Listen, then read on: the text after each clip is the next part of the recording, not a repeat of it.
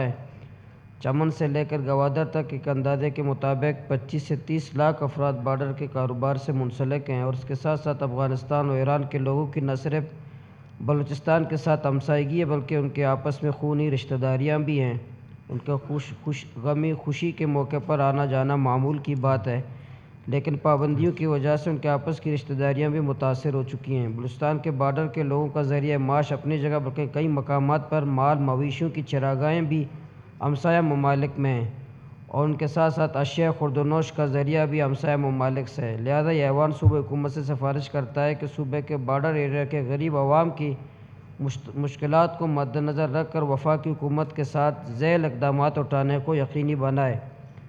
چمن سے لے کر گوادر تک کراسنگ پوائنٹس کھولے جائیں، بارڈر پر ای ٹیگ اور ٹوکن کے بجائے شناختی کارڈ کے ذریعے روزگار کی اجازت دی جائے، ایران کے بارڈر سے اشیاء خوردنوش لانے کی اجازت دی جائے، بارڈر پر رہنے والوں کو خوشی اور غمی کے موقع پر راہداری کے ذریعے آنے جانے کی اجازت دی جائے۔ قرارداد نمبر 46 پیش ہوئے۔ کیا مورخ اپنے قرارداد نمبر 46 کے ایڈمنسٹریٹی کی وضاحت فرمائیں۔ جزاک اللہ۔ دیکھیں، یہ میں ہر دفعہ اکثر ہم یہ بات کرتے ہیں، بلوچستان میں بے روزگاری ہے، اور بلوچستان میں امن و امان کے اسباب اور وجوہات پر بات کرتے ہیں، تو اس میں تمام اسباب کے ساتھ جہاں چیئرمین بے روزگاری کو اہم ہمارے ادارے جتنے ہیں۔ خیر جان اپنے سیٹ پہ آ کے بیٹھے۔ خیر جان جی، یس سردار صاحب جی۔ تو یہ جو بے روزگاری ہے، یہ ایک اہم سبب ہے بلوچستان کے حالات خراب ہونے میں۔ لیکن اسلام آباد کے حکمران ایپس کمیٹی میں بیٹھ کر فیصلہ کرتے ہیں کہ کیا بند کرنا ہے، کیا بند نہیں کرنا ہے۔ اگر بند بھی ہوتا، ہمیں پتہ چلتا کہ واقعی کوئی کام ہے، اسلام آباد والے بند کرتے ہیں، رات کے اندھیرے میں مطلب بطہ خوری اتنا بڑھ چکا ہے۔ بظاہر تو پابندی ہے، بظاہر کہتے ہیں پابندی ہے، کس کے لیے پابندی ہے جناب چیئرمین؟ غریب کے لیے۔ باقی ہمارے گوادر میں فی گاڑی 70,000 روپے روڈ پر بطہ لیتے، فی گاڑی 70,000 رات کے اندھیرے میں، لیکن موٹر سائیکل پہ پابندی ہے۔ مزدور جو ہوگا، مزدور کی ماں باپ کو گالی پڑتی ہے کہ آپ 70 لیٹر پیٹرول اگر موٹر سائیکل والا لے جائے اس کو تو ماں باپ کی گالی پڑے گی، لیکن جو 70,000 روپے فی گاڑی لے کر کے اس کو اجازت ہے، دن میں کروڑوں روپے بڑے لوگ کماتے ہیں، بطہ لیتے ہیں ہمارے شاہراہوں پر، گوادر سے لے کر کوئٹہ تک، گوادر سے لے کر کراچی تک، رات کے اندھیرے میں اجازت ہے۔ کون لیتا ہے پیسے کا؟ پیسے میں بتاؤں آپ کو، گاڑی میں میرے پاس ہے، ایسے ڈرائیور ہے، کرولا گاڑی میں، گوادر سے کرولا گاڑی میں بریف کیس پر 5,000 نوٹ کراچی میں دیے جاتے ہیں، کراچی کے ہیڈ آفس میں پہنچائے جاتے ہیں بطے کے پیسے، 5 کرولا گاڑیاں بھر کے پیسوں کے بریف کیس کے نوٹ سے، لیکن میرا گوادر کا غریب اور اس کی ماں باپ کو گالی پڑتی ہے کہ پابندی ہے، غیر قانونی ہے، اللیگل ہے۔ اور جیسے کہ پاکستان میں ماشاءاللہ یہ سب ایسے جنید بغدادی ہے، جیسے ایسے لگتا ہے کہ وہ فرشتے ہیں ماشاءاللہ بڑے ہوئے اسلام آباد کے جو ایپس کمیٹی والے جو فیصلہ کرتے ہیں، ایسے لگتے ہیں بہت ماشاءاللہ کبھی کچھ کھاتے نہیں، کرپشن نہیں کرتے، صرف بلوچستان کے غریب بیچارے کرپشن کرتے ہیں۔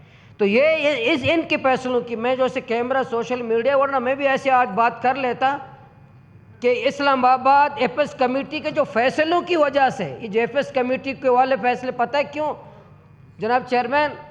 میں کبھی سوچتا ہوں کہ اسلام آباد کے ایپس کمیٹی والے ہمارے بارڈر کیوں بند کرتے ہیں، ہمارے نوجوانوں کو بے روزگار کیوں کرتے ہیں، ہمارے لوگوں کو کام کرنے کیوں نہیں دیتے؟ مجھے ایسا لگتا ہے کہ باقاعدہ ایک سوچے منصوبے کے تحت ہمارے نوجوانوں کو خود باغی بنا رہے ہیں، ایک سوچے سمجھے سازش کے تحت۔ تو یہ میں کہہ رہا ہوں، بتا رہا ہوں کہ اس میں کوئی اللیگل، کوئی اسمگلنگ کی میں نے بات نہیں کی کہ اسمگلنگ کی اجازت دی جائے، کوئی لفظ نہیں ہے اسمگلنگ کا، لیکن سب سے پہلے کیا ہوگا؟ کوئی بھی ملک، حضرت عمر فاروق رضی اللہ تعالیٰ عنہ نے فرمایا، اس کے دور میں ایک نوجوان نے، ایک بندے نے چوری کی۔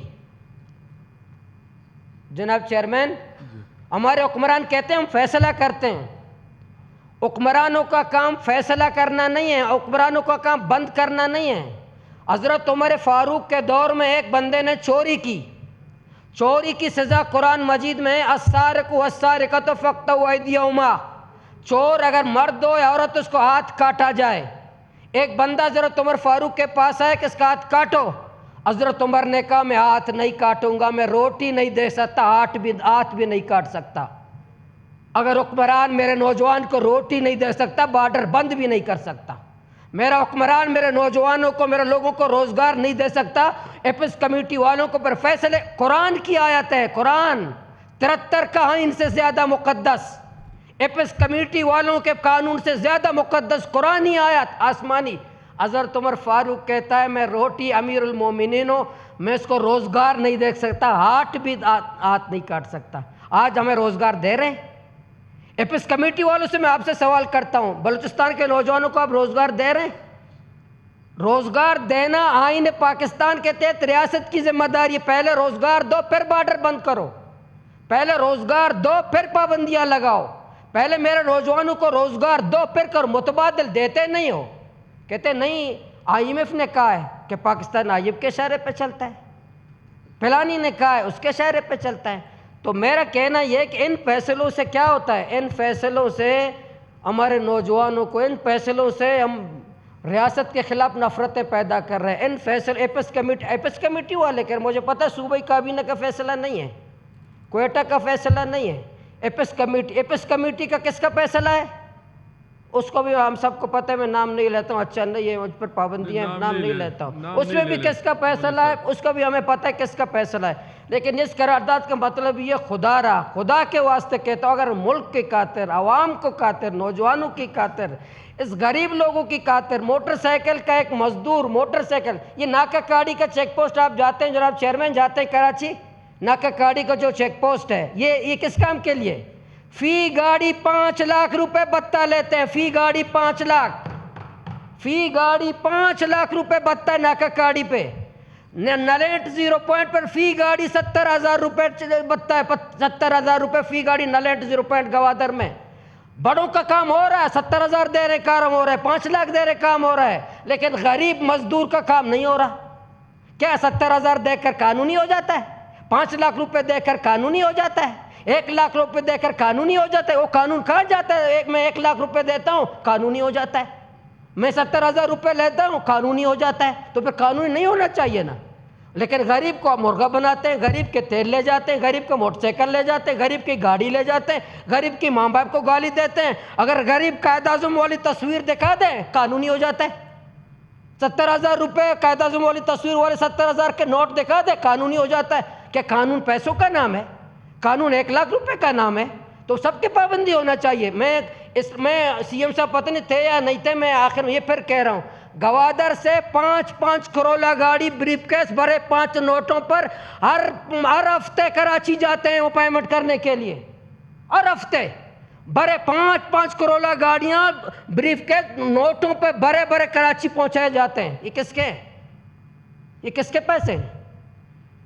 کیوں جاتے ہیں؟ اگر انلیگل ہے بھائی, یہ نوٹ بھی انلیگل ہے, کرولا میں گاڑیاں بھی انلیگل ہیں, یہ بتھے بھی انلیگل ہیں, یہ 70,000 بھی انلیگل ہے, یہ 5 لاکھ بھی انلیگل ہے, تو وہ بھی انلیگل. پہلے تو کرپشن تو ختم کرو بابا. کون پاکستان کو کون لوٹ رہا ہے؟ پاکستان IMF کا مخلوق کس نے بنایا ہے؟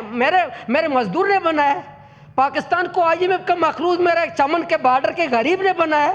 گوادر کے غریب نے پاکستان کو IMF کا مخلوق بنایا ہے, یا تربت کے پنجگور کے ماشکل کے غریب نے پاکستان کو IMF کا مخلوق بنایا ہے, یا اس لیڈ مراعات یافتہ طبقے نے بنایا ہے, اس نے بنایا پاکستان کو IMF کا مخلوق.